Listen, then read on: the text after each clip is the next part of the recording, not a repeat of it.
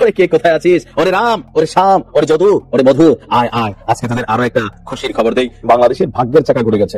It's called system. ইহা হচ্ছে এই মুহূর্তে সিস্টেম। ডক্টর ইউনূস সাহেব কেটে দিয়েছেন। ডক্টর ইউনূস বলে নাই, কিন্তু কাজে প্রমাণ করছে। আপনারা জানেন যে আপনি দেখলে আজকে দেখবেন একাই ঘুম হারাম করে দিছে। এই খবরটার অপেক্ষায় আমরা ছিলাম। দীর্ঘ 13-14 মাস অপেক্ষার পর আমরা এই খবরটি পেলাম। ডক্টর ইউনূস যে এভাবে সারপ্রাইজ দিবে সেটা আমরা কখনো কল্পনাও করিনি। ডক্টর ইউনূসের সেই চমকপ্রদ সারপ্রাইজটা কি, সেটা হলো ডক্টর মোহাম্মদ ইউনূস বুড়া হইলেও কিন্তু শক্ত আছে, যেটা সে করবে বলছে সেটা করেই ছাড়বে। তাই বাংলাদেশ প্রেমীদের বিজয় হবে ইনশাআল্লাহ। বেশ কিছু বড় মাপের খবর। বড় মাপের বলছি কারণ যে খবরটার জন্য প্রায় 14-15 মাস আমরা অপেক্ষা ছিলাম, অবশেষে সেই খবরটি পেলাম। আওয়ামী লীগ আমলে গুমের ঘটনার 2 মামলায় সেনাবাহিনী প্রধান জেনারেল ওয়াকারুজ্জামানের বিরুদ্ধে গ্রেপ্তারি পরোয়ানা জারি করেছেন আন্তর্জাতিক অপরাধ ট্রাইব্যুনাল। বিরাট সুখবর আপনাদের শোনাবো। সেনাপ্রধান ওয়াকারুজ্জামান জয় বাংলা হয়ে যাওয়ার পথে। কান্নাকাটি শুরু হয়ে গেছে। শুধু একটা ঘটনায় নতুন অধ্যায়ে প্রবেশ করবে বাংলাদেশ। বিশাল একটা বিজয় হয়েছে আমাদের। এই বিজয় আওয়ামী লীগের কফিনে শেষ পেরেক লাগানো হয়েছে। একই সাথে মোদীকে টাইলে ফেলার ব্যবস্থা করা হয়েছে। প্রথম ধাপে আমরা ওয়াকারকে পরাজিত করতে পারছি। আন্তর্জাতিক অপরাধ ট্রাইব্যুনাল এক ঐতিহাসিক পাহাড় সম কঠিন কাজ করছে। না, সেটা হয় নাই। আমরা যেটি ধারণা করেছিলাম সেটি হতে যাচ্ছে। ভাই, এই দায়িত্ব পালন করার জন্য কলিজা লাগে, কলিজা। তিনি ছাত্র জনতার পক্ষে থাকবেন, বাংলাদেশের মানুষের পক্ষে থাকবেন, বাংলাদেশের পক্ষে থাকবেন। হাতে আছে আর 11 দিন। কি করবেন জেনারেল ওয়াকারুজ্জামান, কি করবেন? আমরা আজকের বিশ্লেষণে ঠিক এই জিনিসটা বোঝার চেষ্টা করবো। এর আগে বাংলার ইতিহাসে কখনোই ঘটেনি। সুতরাং কিন্তু একটা বিরল এবং একটা এক্সট্রা অর্ডিনারি ঘটনা। বিশাল আতঙ্ক শুরু হয়েছে সেনাবাহিনীর মধ্যে, কারণ 24 জন সেনা অফিসারের নামে ওয়ারেন্ট জারি করেছে আন্তর্জাতিক অপরাধ ট্রাইব্যুনাল। এর আগে তারা ভাবতে পারেননি যে এভাবে রানিং 14 জন, অবসরপ্রাপ্ত 10 জন, টোটাল 24 জনের নামে, শেখ হাসিনা সহ তাদের নামে 30 জনের নামে একসাথে এভাবে হঠাৎ করে ওয়ারেন্ট জারি হয়ে যাবে। কিন্তু ওয়ারেন্ট জারি হওয়ার 2 দিন আগে একটি কাজ করে ফেলেছেন তাজুল ইসলাম প্রধান চিফ প্রসিকিউটর। সেই কাজটি হলো যে আন্তর্জাতিক অপরাধ ট্রাইব্যুনাল থেকেই একটি আইন তৈরি করে ফেলেছেন, যেই মানুষটার নামে সরকারি কর্মকর্তা, উনি যেই লেভেলেরই হোক, যার নামেই অপরাধ ট্রাইব্যুনালে হুলিয়া জারি হবে, তার চাকরির সাথে সাথে সরকারি চাকরি করার অধিকার সে হারিয়ে ফেলবে। এখন যে 14 জন সেনা অফিসার কর্মরত আছেন তারা কিন্তু বড় বড় পজিশন গুলা হোল্ড করছেন। এখন এই আইনে, আন্তর্জাতিক অপরাধ ট্রাইব্যুনালের আইনে তাদের চাকরিচ্যুত অলরেডি সরকারি আইনে, আদালতের আইনে শেষ হয়ে গিয়েছে। এখন যতটুকু সময়, যে কটা দিন থাকবে, সে কটা দিন দায়িত্ব নিতে হবে সেনা প্রধানকে। কারণ সেনাপ্রধান ওয়াকারুজ্জামান যদি এখন তাদেরকে সেই পজিশন গুলাতে হোল্ড করান, বসিয়ে রাখেন, তারা যদি বেতন ভাতা পান এই কয়টা দিনের, এটা 1 সপ্তাহ হোক আর 2 সপ্তাহ হোক, যে কয়টা দিন পাবে সেটার জন্য জবাবদিহি করতে হবে কোনো একদিন সেনাপ্রধান ওয়াকারুজ্জামানকে। ওয়াকারুজ্জামান বিষয়টা বুঝতে পেরেছেন, কিন্তু বুঝতে পারার পরেও উনি বিশ্বাস করতে পারেননি, উনি বিলিভ করতে পারেন ডক্টর মোহাম্মদ ইউনূসের প্রশাসন ওনার সাথে মিষ্টি হাসি কথার ভিতরে থেকেও যে সেনাবাহিনীর এই 24 জনের নামে একেবারে খুব স্বল্প সময়ে সেনাবাহিনী বুঝে ওঠার আগেই ওয়ারেন্ট জারি হয়ে যাবে একই দিনে। প্রিয় দর্শক, সেই কারণে এখন সেনাকুঞ্জের ভিতরে যেই লড়াইটা চলছে, মৌন লড়াই, মানসিক লড়াই, সেটা হলো অপরাধীরা এক গড়ে হয়ে গিয়েছেন।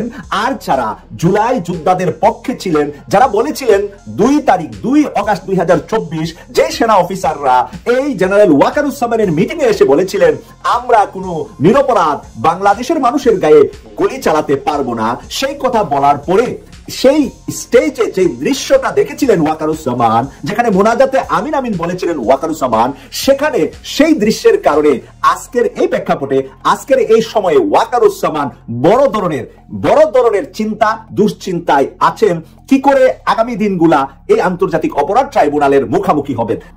যে বাহিনীর জন্য আমরা হাজার হাজার কোটি টাকা খরচ করি, আমাদের ট্যাক্সের টাকায় যারা বেতন পায়, আমাদের ট্যাক্সের টাকায় যারা অট্টালিকায় থাকেন, প্রাসাদ করে, যাদের সন্তানরা ভালো স্কুলে পড়ে, যারা ভালো রেশন পায়, যারা এসিতে চলে, আর আমরা রোদে ঘামে কষ্টে আমাদের অর্জিত সেই ট্যাক্স দিয়ে তাদেরকে পানি।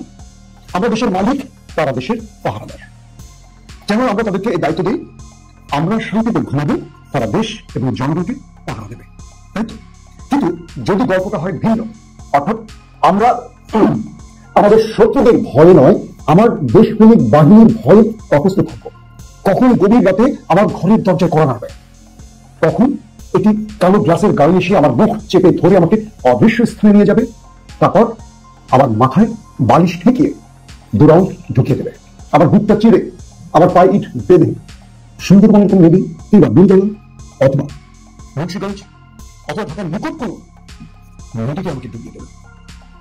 এই দৃশ্যগুলো গত 16 বছর ঘটেছে বাংলাদেশে। যাদেরকে আমরা আমাদের ট্যাক্সের টাকা দিয়ে পেয়েছি, পুষেছি, খাবার জুগিয়েছি, তাদের সন্তানদের ভালো পোশাকের ব্যবস্থা করেছে, যারা বাংলাদেশের সবচেয়ে ভালো স্কুলে পড়েছে, যাদের সন্তানরা আমাদের টাকায়, তারা আমাদেরকে পাহারা না দিয়ে তারা আমাদের শত্রুদের সাথে বন্ধুত্ব করে আমাদের জীবনকে আতঙ্কে ফেলে দিয়েছিল। 16টা বছর এই দেশ ছেড়ে বহু মানুষ পালিয়েছিল কেবল বাঁচার জন্য। 16টা বছর বহু মানুষ নিজ ঘরে ঘুমোতে পারেনি, জলে বনে জঙ্গলে কেটেছে। 16টা বছর বহু মানুষ জেলে কাটিয়েছে নির্যাতনে। আবার এই 16টা বছর বহু মানুষ আয়না ঘরে এক ভয়াবহ জীবন পার করছে। ইচ্ছে বড় লজ্জার কি হতে পারে? আমার এই বক্তব্য পুরো বাহিনীর জন্য নয়। আমার দেশের এই বাহিনীর অধিকাংশ অফিসার সদস্য এখনো দেশপ্রেমিক। দেশের জন্য তারা লড়াই চালিয়ে যাচ্ছেন বলেই এই দেশটি এখনো টিকে আছে। যখন 24-এর বিপ্লব ব্যর্থ হতে যাচ্ছে, যখন র্যাব, বিজিবি, পুলিশ, নিরাপত্তা আরো যত বাহিনী আছে বন্দুকের নল এই দেশের জনগণের দিক বরাবর তাক করেছে, গুলি করছে, একের পর এক লাশ রাজপথে পড়ছে, রক্ত পিচ্ছিল পথে বাংলাদেশ নতুন আরেকটি অন্ধকারের দিকে যাচ্ছিল, তখন সেনাবাহিনীর ভেতর থেকে দেশপ্রেমিকরা জেগে উঠেছিল, বলেছিল, মিস্টার ওয়াকার, আমরা একটা গুলি চালাতে পারবো না। এই দেশের মানুষের দিকে গুলি চালাতে আমাদের জন্ম হয়নি, শত্রুকে গুলি চালাতে আমরা প্রস্তুত। সেই বাহিনীর চাপে শেষ পর্যন্ত সেনাবাহিনী বন্দুকের নল ঘুরিয়ে নিয়েছিল। 24 সার্থক হয়েছে, বিজয় পেয়েছি আমরা। দর্শক, বাংলাদেশের 23 জন ঊর্ধ্বতন সামরিক অফিসারের বিরুদ্ধে মামলা হয়েছে, চূড়ান্ত নথি দাখিল করা হয়েছে প্রসিকিউশনে। আপনারা জানেন যে এই আন্তর্জাতিক ট্রাইব্যুনাল আর থানার মামলার ধরন এক নয়। থানাতে যে কেউ কারো নামে একটা অভিযোগে মামলা করতে পারে, কিন্তু আন্তর্জাতিক আদালতের ধরন হলো তার বিরুদ্ধে তথ্য উপাত্ত প্রমাণিত হওয়ার পর তার বিরুদ্ধে মামলা বা চার্জশিট গঠন করা হয় বা তদন্ত রিপোর্ট তৈরি করে পেশ করা হয়। বাংলাদেশের স্বাধীন হওয়ার পর 54 বছর পর গত 16 বছরে হাসিনার রেজিমের পাপের বোঝা এত ভারী হয়েছে যে আমাদের 23 জন বাহিনীর সর্বোচ্চ পজিশনের ব্রিগেডিয়ার জেনারেল, লেফটেন্যান্ট কর্নেল থেকে শুরু করে ব্রিগেডিয়ার জেনারেল, তারপরে হচ্ছে মেজর জেনারেল, এরকম বহু বড় বড় সামরিক কর্মকর্তার নাম উঠে এসেছে। কিন্তু একটি বাহিনীর সর্বোচ্চ গোয়েন্দা সংস্থা ডিজিএফ 5 জন সদস্য এই মামলায় আসামি হয়েছে এবং প্রমাণ হয়েছে তারা এই অপরাধে অভিযুক্ত। যে ডিজিএফ এর জন্য বিশাল বাজেট তৈরি করে রেখেছে সরকার, কেবল শত্রুর হাত থেকে এই দেশকে রক্ষা তারা গোয়েন্দা তৎপরতা চালাবে, সেই ডিজিএফ গত 16টা বছর শত্রুর হয়ে কাজ করেছে এই দেশের এবং দেশের জনগণের বিরুদ্ধে। এর চেয়ে বড় লজ্জা কিছু হতে পারে? আবার যারা এদেরকে রক্ষায় কাজ করছে, একবার চিন্তা করেন, যারা শপথ করে, কোরআনে হাত দিয়ে শপথ করে এই দেশ, দেশের মাটি এবং দেশের জনগণের জন্য তারা সর্বোচ্চ দায়িত্ব পালন করবেন, তারা কোরআনে হাত দিয়ে, আল্লাহর কোরআনে হাত দিয়ে যে শপথ করেছেন সেই শপথকে তারা ভঙ্গ করেছে, আমার শত্রুর হয়ে কাজ করেছে। আমাদের ওপারের শত্রুরা লিস্ট তৈরি করে দিত, আর আমাদের এবারের দেশপ্রেমিক বাহিনীর ভেতরে থাকা শত্রুরা সিরিজ আমাদের এই দেশের গণতান্ত্রিক বা বিরোধী মতের মানুষকে হত্যা করেছে। বাংলাদেশের 27 গুরুত্বপূর্ণ ঊর্ধ্বতন সামরিক অফিসারের বিরুদ্ধে মামলা হওয়ার পর ক্যান্টনমেন্টে একটা ঝড় চলছে। বিভিন্ন সূত্রে দাবি করছে সেনা প্রধানকে নিয়ে গুরুত্বপূর্ণ একাধিক বৈঠক হয়েছে ক্যান্টনমেন্টে। একটি পক্ষ যারা এই অপরাধের সাথে জড়িত তারা ওয়াকারুজ্জামানকে চাপ দিচ্ছেন এটি সামরিক কূপ করার জন্য। তারা বলছেন প্রেসিডেন্ট শাহাবুদ্দিন চুপ্পু যত আমাদের লোক, তাকে দিয়ে চাপ দিয়ে সামরিক দেশের সামরিক বা জরুরি অবস্থা জারি করুন, ইউনুসের হাত থেকে ক্ষমতা কেড়ে নিন, আমরা আপনার সঙ্গে আছি। কে বলছে? সেনাবাহিনীর সেই পূর্বের ফ্যাসিস্ট রেজিমের দোসরা যারা এখনো বহাল তবিয়তে আছেন, গুরুত্বপূর্ণ পদে আছেন, তারা ওয়াকারুজ্জামানকে চাপ দিচ্ছে। ওয়াকারুজ্জামান আসলে ভেবে পাচ্ছেন না তিনি কি করবেন। একদিকে তিনি দেশপ্রেমিক, সত্য কথা, অন্যদিকে তিনি আওয়ামী প্রেমিক, একদিকে তিনি ধার্মিক, অন্যদিকে তিনি তার অনুসারীদের রক্ষায় ব্যস্ত বা চিন্তা করছেন বাঁচাতে। কোনটা করবেন? সেনা প্রধানদের যতটুকু সাহস নিয়ে চেয়ারে বসতে হয়, আমার যেন মনে হয় ওয়াকারুজ্জামান সেই সাহসটাকে নিতে লালন করছেন না। তার পক্ষের লোকদের চাপ, পাশাপাশি দেশকে নিয়ে তাকে আবার চিন্তা করতে হচ্ছে। আমি ওয়াকারুজ্জামানকে পুরোপুরি দোষী করবো না, কিন্তু আমার বিশ্লেষণটা বুঝতে যদি আপনাদের কষ্ট হয় একদম খোলামেলা করি। ওয়াকারুজ্জামান দেশপ্রেমিক, কিন্তু আওয়ামীও প্রেমিক। দেশপ্রেমিক আওয়ামী প্রেমিক একসাথে চলতে পারে না।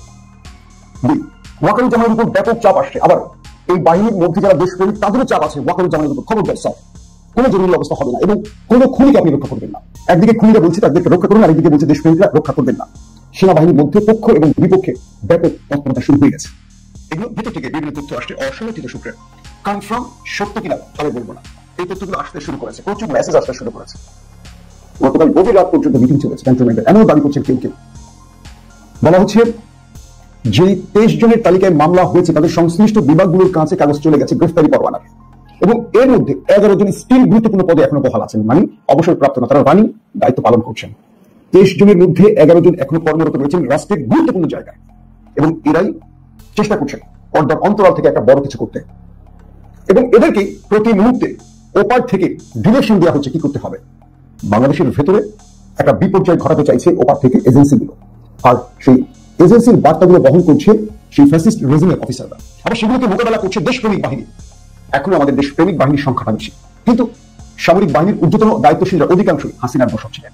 এবং হাসিনা গত 16 বছরে যত প্রদান করেছেন, বেছে বেছে 90% প্রদান করেছেন তার দলের লোকদেরকে দেখে, আর 10% কোনোভাবে ঢুকেছে বা ওই সময়টা নিজেকে আত্মগোপনে তার পরিচয় গোপন করে বা নিজের আদর্শকে গোপন করে ঢুকেছেন দেশকে রক্ষায়। আমি সরকারকে আজকে একটা অনুরোধ করতে চাই, বাংলাদেশ সরকারকে।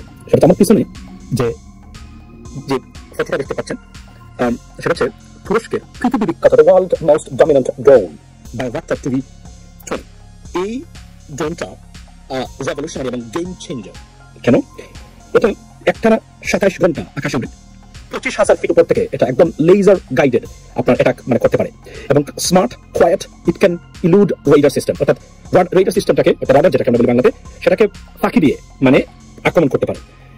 এমন বিশ্ববিদ্যালয় দেশ নাম বলতে চাই না, তারা অনেক পৃথিবী বিখ্যাত দেশের ড্রোন আছে আপনাদের কাছে। সুতরাং আমাদের আকাশ ব্যবস্থা যদি আমরা প্রোটেক্ট করতে না পারি এবং বৃদ্ধি না করতে পারি ক্যাপাবিলিটি, বাংলাদেশের মিলিটারি ক্যাপাসিটি বিল্ডিং যতই আমরা বলি না কেন, এটা গুণগত আসলে ওই অর্থে কোনো পরিবর্তন হবে না। কেননা বর্তমান যুদ্ধ শুধু ফাইটার জেটসের ভিতরে সীমাবদ্ধ নয়। ড্রোন একটা রেভলিউশনারি এবং রিমার্কেবল পরিবর্তন বা part of the war right now. For example, এই সেই তুরস্কের বিখ্যাত আপনার ড্রোন বাইরাকটার টিভি, যা আপনার তুরস্ক ইউক্রেনকে প্রোভাইড করতেছে বর্তমান যুদ্ধে, যে কারণে রাশিয়া রীতিমতো হিমশিম খাচ্ছে। রাশিয়ার মতো পরাশক্তি দেশ এই ইউক্রেনের মতো একটা দেশের সাথে যুদ্ধে। তো আমার সরকারকে অনুরোধ, পার ড্রোন পার ইউনিট যদি আমরা বলি সম্ভবত 10 কোটি টাকার মতো পড়বে। প্রয়োজনে প্রবাসীরা, আবার বলছি, এগুলো প্রোভাইড করবে লোন হিসাবে, সাহায্য হিসাবে। বাংলাদেশের প্রবাসীরা দেশপ্রেমিক, তারা বদ্ধপরিকর। সরকারকে আমার বিনীত অনুরোধ, প্রথম একটা অনুরোধ করতে যাচ্ছি সরকারকে, এই ড্রোনটা বাংলাদেশ চাইলেই তুরস্ক এটা প্রোভাইড করবে, সবাইকে করবে না।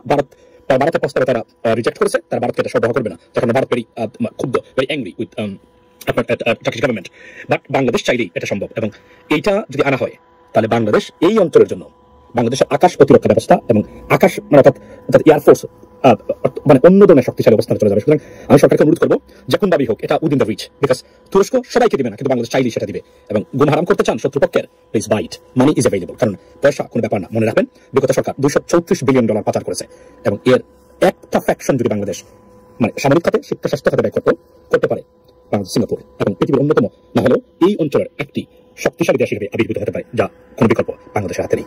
আগামী 15 অক্টোবর সংসদ ভবনের দক্ষিণ প্লাজায় জুলাই সনদ স্বাক্ষরিত হবে। অনেক ভারতীয় দালালরা সেদিন লেংটি পরে, ধুতি পরে ভারতের দিকে, ভারতীয় হাইকমিশনের দিকে দৌড়াবে। ইতিমধ্যে দৌড়াদৌড়ি শুরু হয়ে গিয়েছে। যত দৌড়াদৌড়ি করুক না কেন, ডক্টর মোহাম্মদ ইউনূস বুড়া হইলেও কিন্তু শক্ত আছে, যেটা সে করবে বলছে সেটা করেই ছাড়বে। জুলাই সনদ স্বাক্ষর করতে আসবে বাংলাদেশের রাজনৈতিক দলগুলা। যদি কেউ না আসে, যদি কেউ না আসতে চায়, তখন কি হবে? এই জুলাই সনদ যারা স্বাক্ষর যদি কেউ করতে না চায়, জনগণের কাছে ফেব্রুয়ারি